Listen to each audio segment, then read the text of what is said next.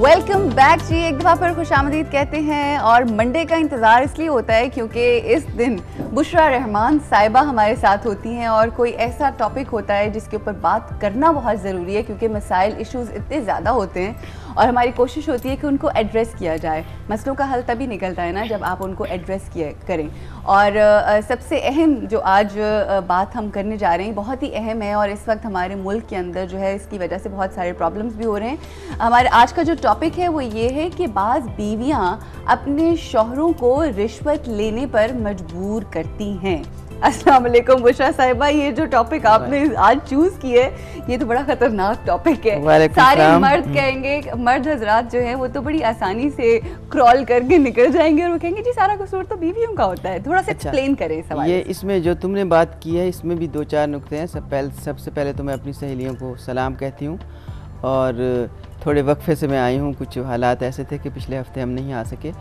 बात यह है कि हमारे मुल्क में एक दूसरे के ऊपर इल्ज़ाम डालने का रिवाज आम होता जा रहा है। सही। मतलब निचले तबके के नौकर से लेके बड़े मालिक तक, बड़े ऐवानों तक लोग कहते हैं कि ये उसका कसूर है, उसने किया है, ये पिछली हुकूमत का कसूर है, उसने किया है, ये पिछले वज़ीर का कसूर है, उसने किया है, ये किया है, उसने किया है, उसने किया है, उसने किया है। ये तो एक अलग बात है। ये हमारा आज का मौजू नहीं है। हमारा आज का मौजू ये है कि लोगों ने कहा, मैं चूँकि आपको पता है असेंबली में बैठती हूँ तो अक्सर मर्द आके कहते हैं कि जी करप्शन की वजह यह है कि बीवियों के अखराजात इतने ज़्यादा हो गए हैं, वो अपने शौहरों को मजबूर करती हैं कि वो किसी ना किसी तरीके से रिश्वत लें और नाजायज़ कमाई और ये ब्लैक मनी जो है वो अपने घर में लेके आएँ। ये बहस हुई तो इसको मैं पूरी तरह झुठला नहीं सकती। उसके लिए मैं तुम्हें दो वाक़यात बता देती हूँ मुख्तसरन, जल्दी।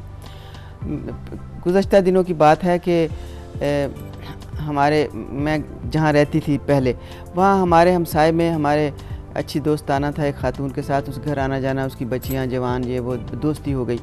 देखते देखते मैंने उनके घर का माहौल बदला हुआ देखा और उनके घर में हर चीज़ वाफर हो गई। टेलीविज़न हर कमरे में आ गया, फर्नीचर बदल गया, हर चीज़। मतलब वो उठते उठते उठते उठते अमीराना तबके में आ गए। बच्चियों ने बेहतरीन कपड़े पहनने शुरू कर दिए। बीवी के यहाँ से लेके यहाँ तक चूड़ियाँ उसने पहननी शुरू कर दी और चीज़ें तौर तरीका बदल गया जब अचानक घर में। मैं बहुत हैरान हुई, लेकिन ये बात पूछने की नहीं होती, सिर्फ हैरान होने की होती है। हो सकता है कि शौहर कमाई कर रहा हो और मेहनत कर रहा हो, लेकिन जो शौहर बहुत मेहनत से पैसा कमा रहा हो वो भी बेदरेग खर्च करने के लिए अपनी बीवी बच्चों को नहीं देता। ख़ास तौर से वो अपनी जवान लड़कियों से कहे 10,000 रुपये ले लो, 20,000 रुपये ले लो, जाओ जाके शॉपिंग करो, जाओ पुत्र ऐश करो। ये नहीं कहता। वो जो मेहनत से कमाता है वो बड़ा सोच समझ के खर्च करता है। खैर, मैंने उनसे पूछा कि माशाल्लाह आपके घर में बहुत अच्छा हो ये वो। तो कहने लगी जी मेरा मियाँ की तब्दीली दूसरे शहर में हो गई है और बस उनकी तरक्की हो गई है जी, तरक्की यही कहती रही। साल 2 साल मैंने उसको इस तरह देखा। तीसरे साल में गई तो उनके घर के हालात बिल्कुल अजीब हुए, चारपाइयाँ औंधी हुई, मातम का सा समा हुआ। तो मैंने पूछा जी क्या हुआ? तो कहने लगे जी मेरा शौहर सस्पेंड हो गया है और उसको जेल में डाल दिया। उन्होंने क्यों? देखें जी, दुश्मनों ने उसके ऊपर करप्शन का इल्ज़ाम लगा दिया। दुश्मन होते हैं ना दफ्तर में, एक दूसरे की शिकायत लगाते हैं। नतीजतन ये हुआ कि उसके ऊपर अरबों रुपए का गबन था और वो उसको दे तो सकता नहीं था। कैद उसने काटी और फिर वो बेचारा बदनसीब आदमी शायद कैद ही में हार्ट फेल हो गया और उनके हालात इतने ख़राब हो गए कि तिनके की तरह मैंने उस ख़ानदान को बिखरते हुए देखा। यहाँ मैंने ये मिसाल इसलिए दी है, मैं ये बताना चाहती हूँ कि जब उसका शौहर इस तरह बेदरेग चीज़ें ला रहा था, सोना रुपया सब कुछ घर में आ रहा था, बीवी ने क्यों नहीं पूछा कि ये कहाँ से आया? मतलब बीवी को समझ होनी चाहिए ना। मुझे पता है मेरा शौहर कितना कमाता है, तुम्हें पता है तुम्हारा शौहर कितना कमाता है। कभी कभी कारोबारी आदमी की ज़िंदगी में बहुत पैसे आ भी जाते हैं और वो बता भी देता है कि मुझे एक ठेका मिला है उसमें से है, लेकिन इतना नहीं होता कि वो दरिया बहा देता है। जबकि वो अंदर दरिया बहा रहा था दौलत के, तुमने उस वक्त तो पूछा नहीं है और अब तुम रोने बैठ गई हो कि दुश्मनों ने ये सब कुछ कर दिया है, तो घर की हर चीज़ बिक गई, उनका घर बर्बाद हो गया तिनका। दूसरा भी ऐसी ही एक औरत का था कि वो उनके घर में मैंने सुना कि नोटों की गड्डियाँ बिस्तरों पे पड़ी रहती थी। नौकर उठा के देते, बाजी जी ये नोटा दी गड्डी इत्थे पई रह गई, ये चुक लो। तो वो बड़ी मगरूर थी औरत और ये था वो था और उनके घर में बेतहाशा पैसा था, लोगों ने मुझे बताया। आखिर में ये हुआ कि वो एक दिन मेरे पास आई और कहने लगी, जी मेरे ऊपर एक मुसीबत बन गई है और आप सिफारिश कर दें, इस तरह मेरा शौहर सस्पेंड हो गया है, उसके ऊपर 5 करोड़ रुपए के गबन का दुश्मनों ने लगा दिया है, ये कर दिया वो कर दिया। सेम चीज़ वो जो पहले वाले लोगों ने की, वही चीज़ रिपीट। तो मैं ये 2 वाक़यात सिर्फ इसलिए बताए हैं कि जब घर में पैसा आता है, जब औरत को मालूम है कि मेरा शौहर इस हद तक कमा सकता है और दे सकता है और किस किस दरवाजे से आ सकता है, ये जानने के बावजूद जब रेल पेल रुपए की हो जाती है, फिर औरत पूछती क्यों नहीं, रोकती क्यों नहीं, कहती क्यों नहीं कि हमें ऐसा पैसा नहीं चाहिए, ये हमारे काम का नहीं होगा। सही। ये बात है। सारी औरतों पे मैं नहीं कहती, मैंने अक्सर औरतों से मिल के देखा है, औरत हमेशा घर में रिज़्क़ हलाल लाना चाहती है। सही। वो चाहती है कि हलाल की कमाई घर में आए। हलाल की कमाई में इतनी बरकत होती है कि थोड़े पैसों में बहुत सा काम हो जाता है, बच्चों की सेहत ठीक लगती है, घर वालों की उम्र दराज होती है, खाने पीने में बरकत होती है, बातों में खुशबू होती है, घर के अंदर नूर होता है। ये रिज़्क़ हलाल में होता है। बिल्कुल सही। और बच्चे लायक फायक हो जाते हैं। इसी टॉपिक को आगे बढ़ाएंगे, मगर यहाँ पे हमें लेनी है एक ब्रेक, और ब्रेक के बाद बात होगी बाज़ औरतें मर्दों को यानी अपने खामनों को रिश्वत लेने पर मजबूर करती हैं। टॉपिक बड़ा ख़तरनाक है बट बहुत ही इंटरेस्टिंग। बात होगी इस ब्रेक के बाद।